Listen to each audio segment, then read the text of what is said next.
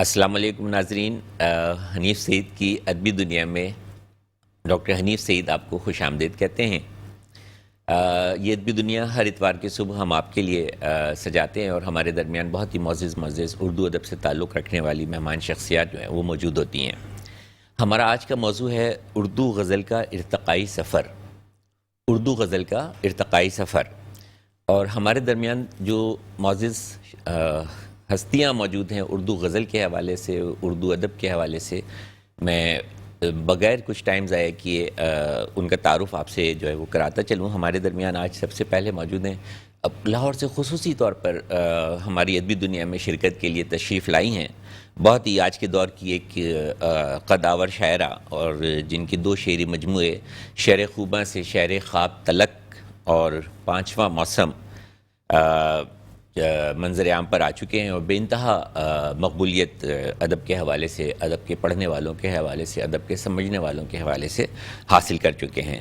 پاکستان کی پہلی قطع نگار خاتون ہیں، بین الاقوامی شہرت یافتہ شاعرہ ہیں، بے شمار ایوارڈز حاصل کر چکی ہیں، اور حال ہی میں انہوں نے جو ہے وہ 2021 میں پاکستان کی بہترین شاعرہ کا ایوارڈ بھی جو ہے وہ حاصل کیا ہے۔ آکسفورڈ یونیورسٹی، بیجنگ یونیورسٹی اور اوساکا یونیورسٹی میں ادب کے مختلف موضوعات پر جو ہیں وہ لیکچر دیتی رہی ہیں اور دے رہی ہیں۔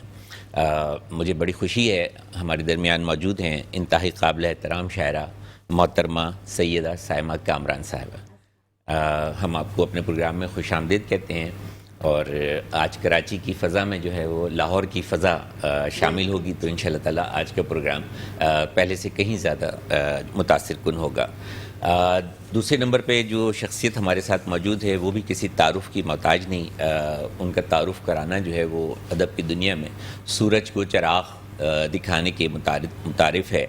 بانی چیئرمین ہیں نیاز مندان کراچی، اور 1971 سے جو ہے وہ لکھ رہے ہیں، اور پہلا شعری مجموعہ 1971 میں منظر عام پر آیا، جب ہم میرا خیال ہے کہ بالکل ہی چھوٹے سے ہوا کرتے ہوں گے۔ ہجر کی کہکشاں، قربتیں، سورج کا گھر، دہشت ہجر، دشت ہجر، اور اشک رواں کا موسم، اور ایک نعتیہ مجموعہ کلام پاؤں چھونے کی طلب۔ سبحان اللہ صلی اللہ علیہ وآلہ وسلم، پاؤں چھونے کی طلب۔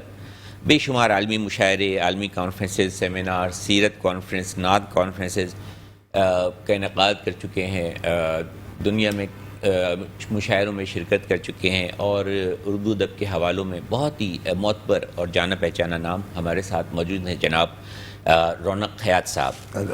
جناب علی، آپ کو بھی ادبی دنیا میں خوش آمدید کہتے ہیں۔ سائمہ، میں آپ سے سوال کرنا چاہوں گا، آپ کا پہلا شعری مجموعہ جو آپ نے مجھے بتایا 2008 میں، لکھ تو آپ بچپن سے رہی ہیں لیکن 2008 میں آپ کا پہلا شعری مجموعہ شہر خوباں سے شہر خواب تلک، تو مجھے بتائیے تلک یا تک نہیں ہونا چاہیے تھا؟ شہر خوباں سے شہر خواب تک، شہر خوباں سے شہر خواب تک، دراصل یہ میری ایک نظم ہے جس کا ایک ٹیپ کا مصرع یہ آتا ہے، شہر خوباں سے شہر خواب تلک، اور اس میں جو ہے وہ تلک جو ہے وہ ایک موسیقیت رکھتا ہے ایک وزن کے لحاظ سے، جب تک بولتے ہیں تو وہ وزن سے گر جاتا ہے۔ بہت خوب، بہت خوب۔ تو مجھے بتائیے کہ جو ہمارا آج کا موضوع ہے اردو غزل کا ارتقائی سفر، تو اس کے حوالے سے کچھ تھوڑا سا فرمائے کہ اردو غزل کہاں سے شروع ہوئی، کیسے شروع ہوئی، شروع میں اس کے کیا تقاضے تھے، اور دور حاضر میں اس کے کیا تقاضے ہیں؟ یہ تو آپ نے تو ہسٹری پوچھ لی، لیکن یہ ہے کہ میں مختصراً بتاتی ہوں کہ ظاہر ہے کہ ہم ادب کے اسٹوڈنٹس ہیں، پڑھتے رہے، تو یہی ہوا کہ جب ہمارے برصغیر میں اردو کی آمد ہوئی، اور مختلف جب شہنشاہ اور حکومتیں بدلیں انڈین معاشرے میں، تو وہاں سے جب دو سمجھیں کہ کلچرز کا ملاپ ہوا، تو اس میں جو غزل تھی اس نے ایک اور ہی رنگ پکڑا، جس نے ہر ایک کو اپنا اسیر کر لیا، جس میں ہم تو یہی کہیں گے کہ ولید اکنی جیسے شاعر اور اس طرح کے دوسرے جب آگے ہم چلتے رہتے ہیں تو جب غالب تک آتے ہیں تو غالب اور مومن اور یہ ساری چیزوں نے اس غزل کو اتنا سنوار دیا، اتنا دلہن بنا دیا کہ اس پہ سے نظر نہیں ہٹتی. اب جو بھی شاعر ہے وہ اس کو دیکھے بغیر گزر نہیں سکتا. بڑا اچھا شعر یاد آ گیا. میں نے مجنوں پہ لڑکپن میں اسد، میں نے مجنوں پہ لڑکپن میں اسد سنگ اٹھایا تھا کہ سر یاد ہے. مطلب اتنی خوبصورت اور سمجھ میں آ جانے والی شاعری جب ارتقا کرتے کرتے پہنچی تو یقیناً غزل جو ہے وہ پسندیدہ سے پسندیدہ ہوتی چلی گئی. رونق حیات صاحب، یہی سوال لے کر میں آپ کی طرف آؤں گا کہ آپ اردو غزل کو ارتقا کے کن مراحل میں دیکھتے ہیں اور آج اردو غزل جو ہے وہ اپنے کس مقام پر ہے؟ بہت شکریہ حنیف سعید صاحب. پہلے تو میں آپ کا شکریہ ادا کرتا ہوں کہ آپ نے جس خلوص اور اخلاص سے مجھے حنیف سعید کی ادبی دنیا میں مدعو فرمایا. میری پہلی حاضری ہے اور یہ ہے کہ آپ کا نام بھی میرے نام کی طرح نیا نام نہیں ہے ادبی دنیا میں. اور یہ الگ بات ہے کہ آپ کچھ عرصہ آپ لا تعلق سے رہے اور یقیناً انسان کے اور بھی انسان بشر ہے اور بھی سماجی مسائل ہوتے ہیں بہت سارے، لیکن یہ کہ آپ مکمل طور پر بنیادی طور پر ہم نے یہ محسوس کیا ہے کہ آپ ادب کے ہی آدمی ہیں. میں بہت ادنا سا ایک خوش نصیبی ہے، طالب علم اور آپ مجھے خوش نصیبی ہے کہ میں ایک ایسے پروگرام میں سے پہلے بہت پروگرام میں حاضر ہوا ہوں کہ میں ایک ایسے مطلب اپنے میزبان سے میں گفتگو ہو رہا ہوں جو ایک مدرسہ تہذیب ہے، اور مجھے بہت خوشی ہو رہی ہے. دیکھیے بات یہ ہے کہ آج کا جو یہ موضوع ہے کہ غزل کا ارتقائی سفر، غزل کے ارتقائی سفر پر جائزہ لینے کے لیے، اس پر بات کرنے کے لیے ہمیں پہلے غزل کے ابتدائی زمانے کو دیکھنا ہوگا. دیکھیں نا، ابتدا سے ہی ارتقاء کی طرف سفر ہوگا. بالکل یہی میرا مقصد. جب ہم اس کے ابتدائی زمانے پہ نظر ڈالتے ہیں تو ہمیں امیر خسرو کے ہاں غزل کے کچھ نمونے پہلے ملتے ہیں. اچھا. امیر خسرو کے ہاں جی بالکل وہ غزل. دیکھیے اس میں ردیف بھی ایک قافیہ، لیکن اس سے مسئلہ یہ ہے کہ وہ ہندی زبان اور فارسی زبان کے امتزاج سے غزل ماضی سے وجود میں آئی. اور امیر خسرو نظام کے بلبل جائی، بالکل بے شک بلبل جائی، ایسے شاعر ہیں جن کو اہل فارس نے غالب کی شاعری کو بھی نہیں مانا ہے، فارسی شاعری کو، لیکن خسرو کی شاعری کو اہل فارس نے تسلیم کیا، فارسی شاعری کو. وہ اتنے بڑے آدمی ہیں، انہوں نے کئی بادشاہوں کا دور دکھا. اور میں بیان کیا کروں، کیونکہ تو یہاں سے یہ مسئلہ شروع ہوا ہے. اس کے بعد یہ ہے کہ دکن کا جو دبستان تھا تو وہاں سے یہ ایک دکنی ادب سے ایک بھرپور آواز ولی دکنی کی ابھرتی ہے کہ مفلسی سب بہار کھوتی ہے، مرد کا اعتبار کھوتی ہے. یہاں سے مرد کا اعتبار مفلسی ولی دکنی نے کہا کہ مفلسی سب بہار کھوتی ہے، مرد کا اعتبار کھوتی ہے. دیکھیے یہ اس زمانے سے آپ کی بات کو سے اتفاق کرتے ہوئے کہ اردو غزل تو پہلے بھی بہت مطلب آسان تھی، بہت سمجھ میں آنے والی تھی. تو یہ جو آج کا ہمارا نوجوان ہے، مطلب یہ اس شاعری کی طرف متوجہ کیوں نہیں ہوتا، یا اس کو پڑھ کے محسوس کیوں نہیں ہوتا، یا وہ چیزیں ان کی سمجھ میں عرض کر رہا ہوں. دیکھیے یہ شعر سادے زمانوں کا شعر ہے جو میں نے پڑھا. اس کے بعد سراج اورنگ آبادی آتے ہیں. پھر یہ کہ اس کے بعد خواجہ میر درد آتے ہیں، سودا آتے ہیں، میر تقی میر آتے ہیں جو غزل کو بناتے ہیں، سنوارتے ہیں. اب یہاں سے اس کا غزل کا بنیادی سفر جو وہاں سے شروع ہوتا ہے، یہاں سے اس کا آگے کا سفر، ارتقائی سفر شروع ہو جاتا ہے. بالکل چار ادوار جو ہیں اس سفر کو جو ہے چار ادوار جو ہیں متعین کیے گئے. اس میں غزل اصلاح کی تحریک بھی شامل ہوئی. پھر یہ ہے کہ اس میں جو آپ یہ سمجھیے کہ جو مقدمہ حالی جو ہے اس نے ایک انقلاب پیدا کر دیا اس میں غزل کی دنیا۔ اور پھر یہ کہ ہندوستان یہ سب چیزیں طے ہوتی ہوئی بہت آگے تک یہ چلی گئیں، آگے تک جب چلی گئیں تو پھر یہ ہے کہ ہندوستان میں یہ ہوا کہ جب دو دبستان بن گئے، دکن کے، ہاں دلی دبستان اور اس کے بعد لکھنؤ کا دبستان۔ تو جب دلی جڑا تو دہلی کے شعراء جو تھے وہ لکھنؤ ہجرت کر گئے۔ بہت ہی خوبصورت آپ نے جو ہے وہ دونوں دبستان کا جو ہے دبستان تھے وہ اتر گیا دلی، ذکر کیا۔ اور میں اس کو تھوڑا سا اور آگے لے آؤں تو پھر بہادر شاہ ظفر کے دور تک جب وہ قلعے میں رہے اور وہاں تک جو ہے تو وہ شاعری کرتے رہے، ان کا بھی ایک بڑی بہر کا ایک شعر ہے، وہ مجھے بڑا اچھا یاد ہے۔ ہاں تو اس میں یہ چلتا رہا۔ میں آپ کی بات کو تھوڑا سا کرتے ہوئے کہ شوخی کے اوپر ہے کہ ذرا ان کی شوخی تو دیکھیے، ذرا ان کی شوخی تو دیکھیے، لیے زلف خم شدہ ہاتھ میں، لیے زلف خم شدہ ہاتھ میں، میرے پیچھے آئے دبے دبے مجھے سانپ کہہ کر ڈرا دیا۔ تو بڑی بہر کا شعر ہے، بہت خوبصورت شعر۔ اصل بہادر شاہ ظفر ایک ایسا شاعر ہے جو غم زدہ اور اداس شاعر ہے، اور مجھے اس بات پہ افسوس ہے، میں کل بھی بات کر رہا تھا لوگوں سے، اردو ادب کی دنیا میں ایک چھوٹے سے وقفے کا بریک ہے، وقفے کا جو ہے تو تقاضا ہے۔ ایک چھوٹے سے وقفے کے بعد آپ سے دوبارہ ملتے ہیں حنیف سعید کی ادبی دنیا میں۔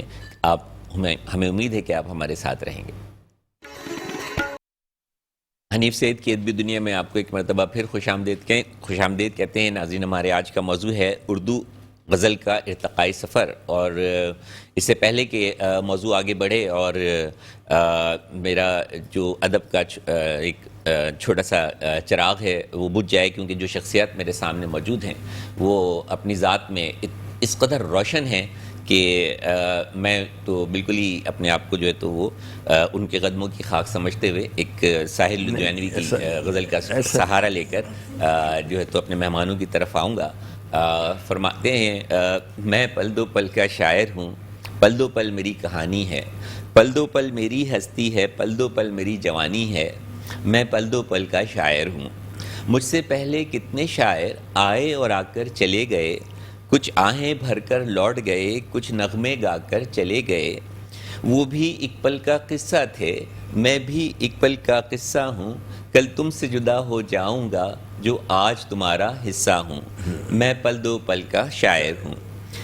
کل اور آئیں گے نغموں کی کھلتی کلیاں چننے والے، مجھ سے بہتر کہنے والے، تم سے بہتر سننے والے، کل کوئی مجھ کو یاد کرے، کیوں کوئی مجھ کو یاد کرے، مصروف زمانہ میرے لیے کیوں وقت اپنا برباد کرے، میں پل دو پل کا شاعر ہوں۔ اور جو اب ہر پل کے شاعر ہیں، پورا وقت جو بھی ہے پروگرام کا میں ان کی نظر کرنا چاہوں گا۔ تو محترمہ بتائیے کچھ غزل کے حوالے سے کہ آج غزل جو ہے وہ کس مقام پر کھڑی ہے اپنے ارتقائی سفر کو طے کرتے کرتے؟ جی، میں اس بات پہ، بلکہ اکثر میرا اس بات پہ موضوع شاعروں سے، نئے شاعروں سے زیادہ، میں جو وہ میرے پاس آتے ہیں تو وہ مجھے کہتے ہیں کہ ہم شاعری سیکھنا چاہتے ہیں، شاعری غزل لکھنا چاہتے ہیں۔ تو میں نے کہا شاعری بھی کوئی سیکھنے کی، جی یہی میں کہنے لگی تھی کہ شاعری بھی کوئی سیکھنے کی چیز ہے۔ تو یہ تو ایسے نہیں، یہ تو آپ کے، یہ تو آپ کی رگوں میں دوڑتی ہے، شریانوں میں دوڑتی ہے، اور یہ تو ایک ایسا سر ہے کہ جس کا آپ کا استاد نہ بھی ہو تو پھر بھی وہ سر لگتا ہی رہتا ہے، کہیں نہ کہیں آپ گفتگو میں ہی قافیہ ملا لیتے ہیں، کہیں آپ بات بھی ایسی شاعرانہ کر دیتے ہیں۔ ہماری زبان بھی اتنی میٹھی ہے، اتنی چاشنی ہے اس میں کہ اگر ہم اس کو ہی صحیح طریقے سے بولنے تو لگتا ہے کہ شعریت، بالکل شعریت آ جاتی ہے۔ تو لیکن ہمارے کچھ شعراء جو نئے ہیں ان سے مجھے تھوڑی شکایت ہے کہ انہوں نے اردو غزل کو تھوڑا مذاق کے روپ میں کچھ ماڈرنائز کرنے کے، اب وہ اپنے تجربات کر رہے ہیں، لیکن میں یہ سمجھتی ہوں کہ اگلی نسلوں تک وہی چیز جانی چاہیے. دیکھیں اب جیسے فرض کریں کوئی شاعری آپ کے خیال میں مطلب بہت پاکیزہ ہونی چاہیے. پاکیزہ ہونی چاہیے. بالکل. اور دیکھیں نا آپ کی امی جو ریسیپی بناتی ہوں گی قورمے کی وہ آپ کی بیگم نہیں بناتی ہوں گی, وہ تھوڑا سا بہت تھوڑا, لیکن نا وہ آلو شوربہ تو نہیں بنا سکتی نا.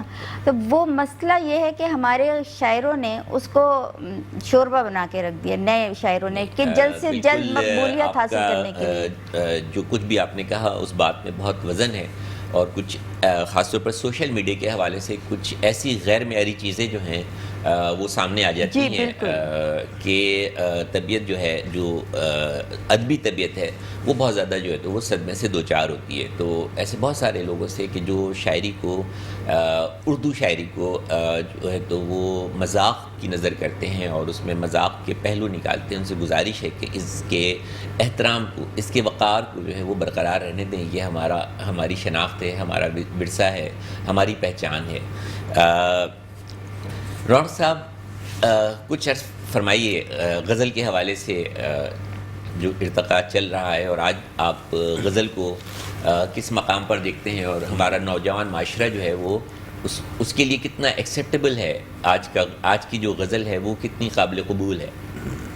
دیکھیے, غزل ایک ایسی طلسمی فضا میں پروان چڑھی ہے واہ, کہ وہ جس زبان سے آگے سفر کرتی ہوئی دیگر زبانوں میں داخل ہوئی. غزل فارسی زبان کا لفظ ہے جس کے لغوی معنی عورتوں سے باتیں کرنے کے ہیں. واہ, ٹھیک ہے, تو یہ تو ایک رومانٹک فضا خود بخود بن گئی. صحیح ہے. غزل جو ہے اس کے معنی اس کے بعد ایک معنی اس کے اور بھی ہیں, عورتوں سے باتیں کرنا. جی, عورتوں سے باتیں کرنا. اس کے علاوہ ایک معنی اور بھی ہیں, جب ہرن کا شکار کیا جاتا ہے تو اس کی وہ چیخ جو نکلتی ہے اس کو بھی غزل, وہ غزال ہے نا. یہ معنی بہت کم لوگوں کو معلوم ہے. بہت ہی حیرت انگیز انکشافات کہ جب ہرن کا شکار کرتے ہیں اور جب وہ تڑپتا ہے, مرتا ہے, اور اس کی جو چیخ نکلتی ہے اس چیخ کو بھی جو ہے وہ غزل کہتے ہیں. جی, اب یہ ہوتا ہے کہ غزل عربی زبان کا لفظ ہے, وہ عربی سے فارسی میں سفر کرتی ہے اور فارسی میں اپنا رنگ جماتی ہے, فارسی کے ذریعے اردو زبان میں داخل ہوتی ہے. اردو زبان ابھی دنیا کی جونیئر زبان ہے. اردو زبان کا پہلا لفظ مصفی کی شاعری میں یہ لفظ آیا ہے. اردو کا پہلا لفظ مصفی نے لکھا اپنے ایک شعر میں. میرے ذہن میں وہ شعر نہیں ہے کیونکہ اردو اس وقت غزل کے ارتقاء کی بات ہے, زبان کی بات نہیں ہے. اس سے لکھا. اس کے بعد جب یہ غزل جب وہاں سے سفر کرتی ہوئی فارسی کے پیرائے میں ہوتی ہوئی جب واپس ہوتی ہوئی ہند میں داخل ہوئی تو یقیناً یہ پھر فارسی کے بہت سارے الفاظ اپنے ساتھ لائے. میں بتاتا ہوں آپ کو کہ دیکھیں کچھ زبانوں کا آپس میں الحاق ہے, تو وہ زبانوں کا جو الحاق ہے اس میں آپ ایک زبان کا لفظ لے کر دوسری زبان کے لفظ سے ترکیب بنا سکتے ہیں. ایک لفظ بنا, یہ کام شاعروں کا ہے, لفظ بنانا, استعارے بنانا, کنائے بنانا, اشارے بنانا, لفظوں سے کھیلنا, یہ کام ان کا ہے. وہی اس کے محافظ بھی ہیں, انہوں کے یہ حق ہے کہ وہ کسی بھی بحث میں شعر کہیں تو وہ اس میں ایک رکن کم کر دیں یا زیادہ کر دیں, کسی کو حق یعنی کہ جس کو میں یوں کہہ لوں ایک بہت خوبصورت جملے میں کہ جو لکھنے والے ہوتے ہیں اور جو قلمکار ہوتے ہیں, لفظ ان کے آگے قلمکاروں میں شاعروں کی بات ہے. قلمکار تو افسانہ نگار بھی ہیں, شاعر ڈرامہ نگار بھی ہیں, اور خاص طور پہ غزل کے شاعر, تو وہ لفظ ان کے آگے جو ہے وہ ہاتھ باندھے کھڑے ہوتے ہیں کہ وہ جیسے چاہیں. حضور قرآن پاک میں سورہ شورى نازل ہوئی, کسی اور صنف کے بارے میں نہیں, خداوند قدوس نے اظہار خیال فرمایا. سبحان اللہ. تو جب یہ وہاں سے آتی ہے ہند تو پھر یہ پورے ہند چھا جاتی ہے غزل. اس کے بعد ہندوستان تقسیم ہوتا ہے. تقسیم ہونے کے بعد جو غزل پاکستان میں لکھی گئی, جو محشر بدایون نے لکھا کہ کرے دریا نہ پل اس پار میرے, کرے دریا نہ پل مسمار میرے, ابھی کچھ لوگ ہیں اس پار میں. یہ غزل لکھی گئی تقسیم ہند کے بعد.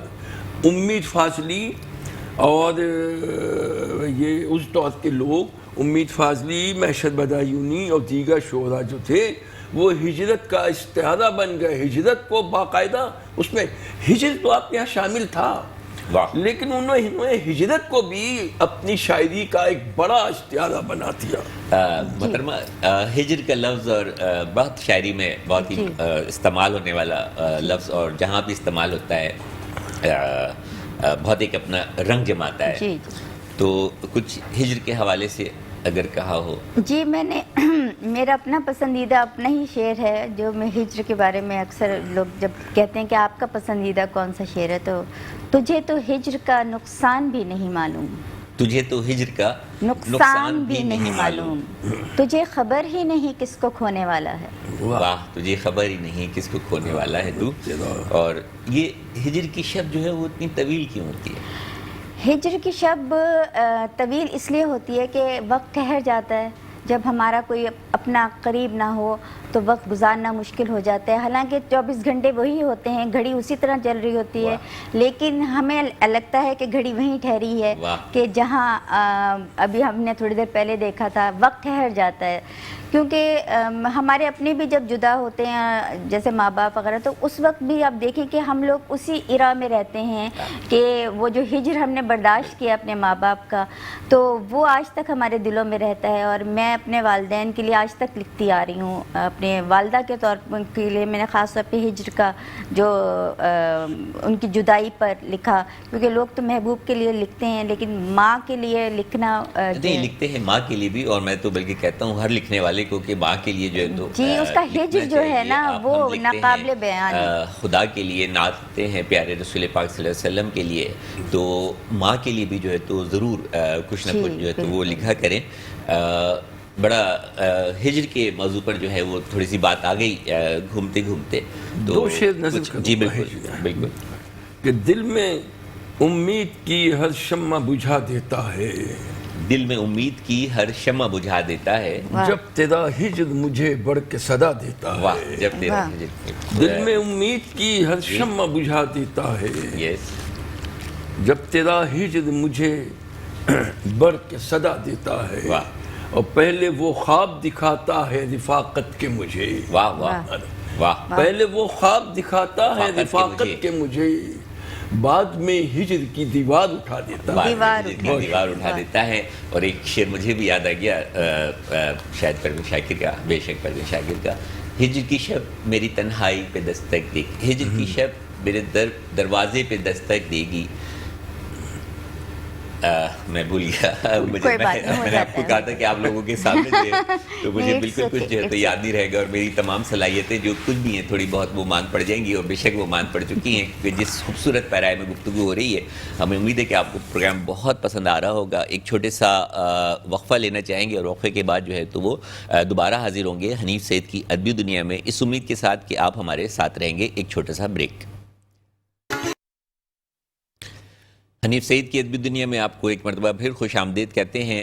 ہمارا آج کا موضوع ہے اردو ادب کا ارتقائی سفر, اور بے انتہا خوبصورت جو ہے وہ گفتگو چل رہی ہے. ہمارے درمیان بہت ہی معزز استادان گرامی جو ہے موجود ہیں, اور اس موضوع پہ جو ہے تو وہ گفتگو جاری ہے.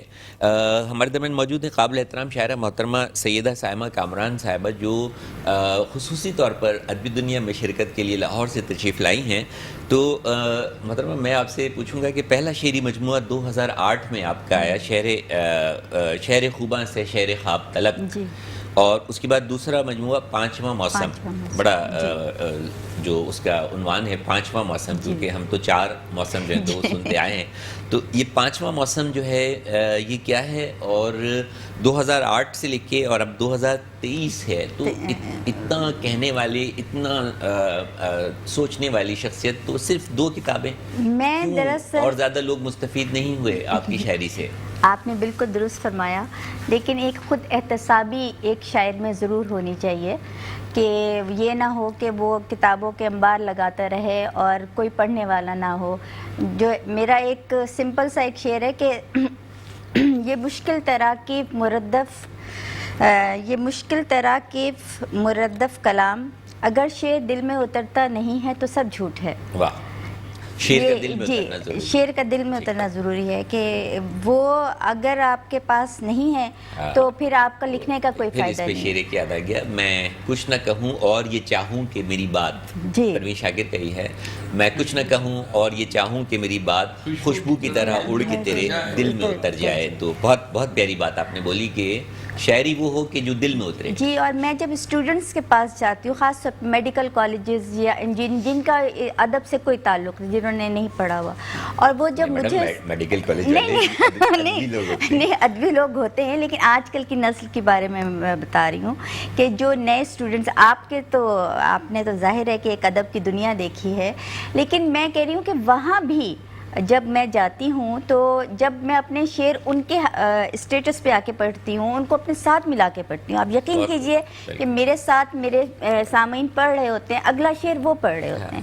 مطلب یوں بھی ہوتا ہے کہ ہمیں کہتے کہتے جو ہے وہ سننے والے کے ذہنی سطح پر جو ہے وہ آنا پڑتا ہے تاکہ وہ اس کو جو ہے اجنبیت محسوس نہ کرے نا, کہ ہم نے اردو کو بچوں کو ڈرا دیا ہے اردو سے کہ جی اردو نہیں آتی, اردو سمجھ نہیں آتی, شعر سمجھ. اچھا سا کہا اور سنائے, پروگرام کے ٹائم جو ہے وہ ختم. ادھورے پن کی رفتہ رفتہ یہ تکمیل کرتی ہے, ادھورے پن کی رفتہ رفتہ یہ تکمیل کرتی ہے, محبت زندگی کو حسن میں تبدیل کرتی ہے. محبت زندگی کو حسن میں محبت زندگی کو حسن میں تبدیل کرتی ہے. بہت شکریہ جناب. اور کبھی سوچا بھی ہے تو نے کہ وہ مغرور سی لڑکی, کبھی سوچا بھی ہے تو نے کہ وہ مغرور سی لڑکی نہ جانے کیوں تیرے ہر حکم کی تعمیل کرتی ہے. کبھی سوچا ہے تو نے کہ وہ مغرور سی لڑکی نہ جانے کیوں تیرے ہر حکم کی تعمیل کرتی ہے. نہیں روتی ہے اب وہ بند کمرے میں کہیں گھٹ کر, نہیں روتی ہے اب وہ بند کمرے میں کہیں گھٹ کر, وہ اپنے آنسوؤں کو شعر میں تمثیل کرتی ہے. کیا بات, وہ اپنے آنسوؤں کو شعر میں تمثیل کرتی ہے. اور ایک غزل کے دو شعر جو میں سنانا چاہوں گی, صرف رشتہ دل کبھی آزار بھی ہو سکتا ہے, رشتہ دل کبھی آزاد بھی ہو سکتا ہے, آزار بھی ہو سکتا ہے, سرد لہجہ کبھی تلوار بھی ہو سکتا ہے, سرد لہجہ کبھی تلوار بھی ہو سکتا ہے. اس قدر سرد نگاہی سے نہ دیکھو ہم کو, اس قدر سرد نگاہی سے نہ دیکھو ہم کو, اتنی نفرت سے کبھی پیار بھی ہو سکتا ہے. کیا بات ہے, وہ پیار میں تبدیل بھی ہو سکتی ہے. پیار میں ان کا جو نسائی لہجہ موجود, بالکل اس مصرع جو اور ہونا بھی چاہیے. اور اس کا جو ایک آخری شعر ہے کہ واپسی, میں اپنے اسٹوڈنٹ مطلب جو ہوتے ہیں سامعین بچے, وہ میں ان کو کہتی ہوں یہ آپ کے لیے ایک نصیحت ہے کہ واپسی کا کوئی رستہ بھی بچا کر رکھنا, واپسی کا کوئی رستہ بھی بچا کر رکھنا, آخری وقت میں انکار بھی ہو سکتا ہے. بہت اعلیٰ. رونق خیار صاحب, آپ کی طرف آؤں گا. پروگرام جو ہے وہ اپنے اختتامی سفر کی جانب رواں دواں ہے, تو کچھ کہا ہو تو سنائیے, اور کچھ کہنا چاہتے ہوں تو کہیے. میں یہ عرض کرنا چاہتا ہوں کہ میں موضوع پر ہی آنا چاہتا ہوں, اردو غزل کے ارتقائی سفر پر, کہ وہ اردو غزل اپنے ارتقائی سفر کی طرف چل رہی ہے.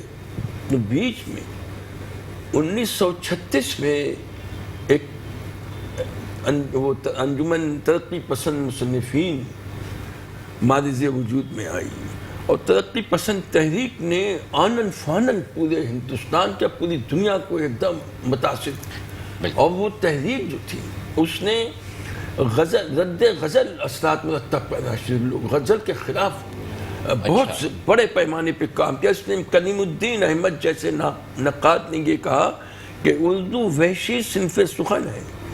اور جوش صاحب نے اس میں وہ کہ شاعر نہیں ہے وہ جو غزل خواہ ہیں آج کل, اس طرح کی. پوری اس وقت جو ہے یہ غزل بہت زیادہ متاثر ہوئی ہے.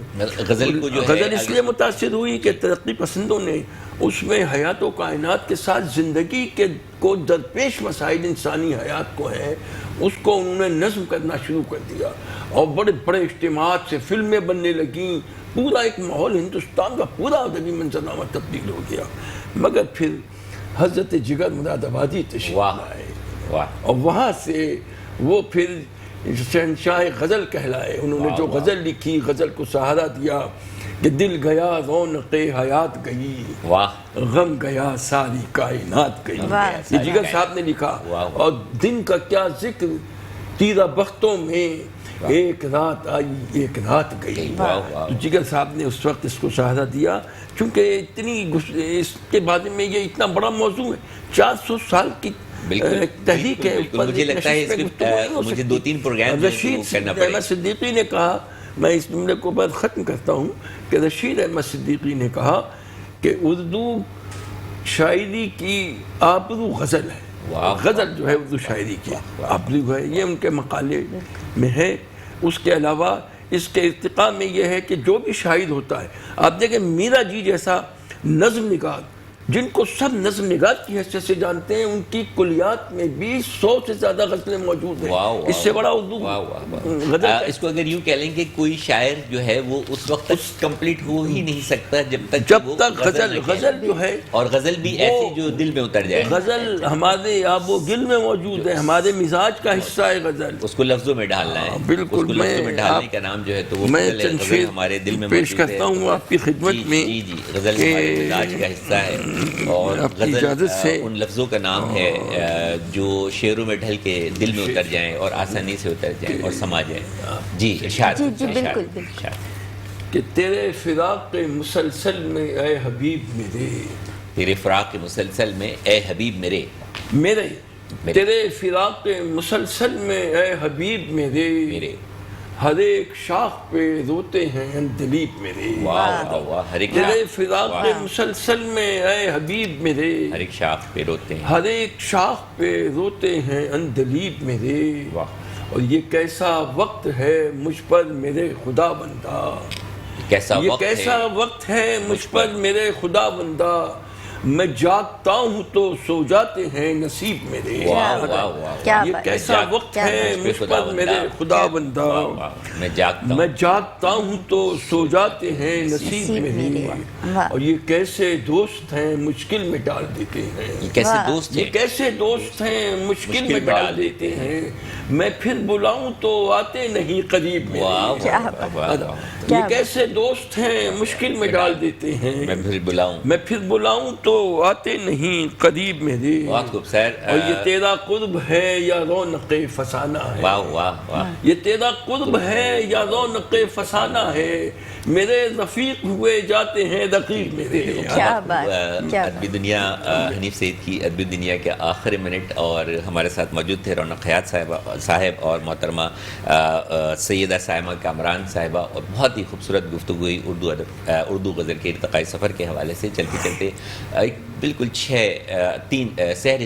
سہ مصری نظم وسیع شاہ کی. شب کے پچھلے پہر تک میں لیتا رہا ہچکیاں، شب کے پچھلے پہر تک میں لیتا رہا ہچکیاں، پھر سو گئے تم. حنیف سعید کی ادبی دنیا سے ڈاکٹر حنیف سعید کو اجازت دیجیے. اگلے ہفتے پھر ملاقات ہوگی ایک نئے موضوع کے ساتھ، نئے مہمانوں کے ساتھ. اللہ حافظ.